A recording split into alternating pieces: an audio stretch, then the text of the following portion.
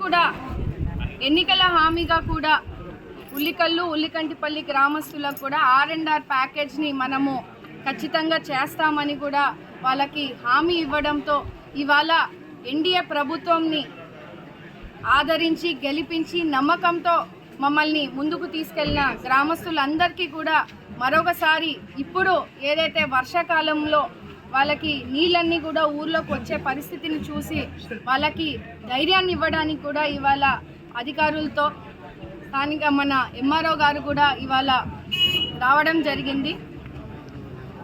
ఇక్కడ మనము గ్రామస్తులందరినీ మాట్లాడించినప్పుడు ఇక్కడ ఏదైతే ఊళ్ళలోకి నీళ్ళు రావడము, కనీసం ప్రొటెక్షన్ వాల్ కూడా లేకపోవడము, ఊళ్ళోకి పాములు కానీ ఇబ్బందులు పడే పరిస్థితిని వాళ్ళందరూ కూడా మన దృష్టికి తేవడం జరిగింది. దాన్ని అన్నిటినీ కూడా టెంపరీగా అవి అరికట్టడానికి ఏవైతే చర్యలు తీసుకోవాలో అవన్నిటినీ కూడా ప్రభుత్వము తీసుకుంటుందని వాళ్ళకి హామీ ఇవ్వడం జరుగుతూ ఉంది. చెప్తున్నామండి, ఇది ముంపు గ్రామం కిందికి ఉంది కాబట్టి టెంపరీగా మనకి ఎక్కడైతే రోడ్ల సమస్య ఉందో ఖచ్చితంగా దాన్ని పూడ్చివేస్తాము. లేని పక్షాన ఇంకా ముందుకు వెళ్ళేదానికంటే దాన్ని రోడ్లని ఎట్లా మనము గ్రామస్తులకి ఇబ్బందికరంగా లేకుండా మేము రోడ్లు వాళ్ళకి అందించే విధంగా కూడా ముందుకు తీసుకెళ్తాము.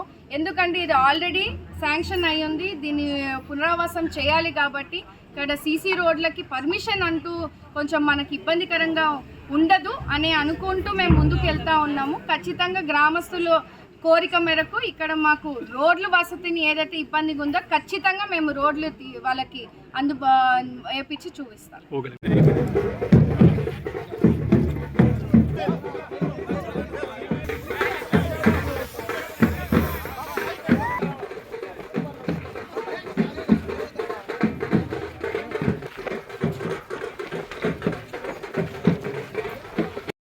ఇవన్నిటిని ఇది కూడా ఒక జియో అమ్మ, గవర్నమెంట్ దగ్గర ఆల్రెడీ ఉంది.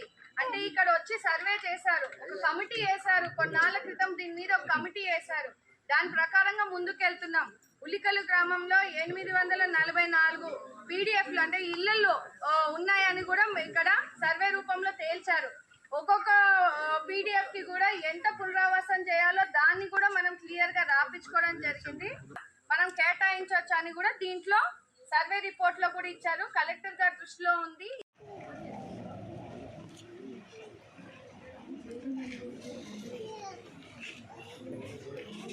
వెళ్ళి అయితే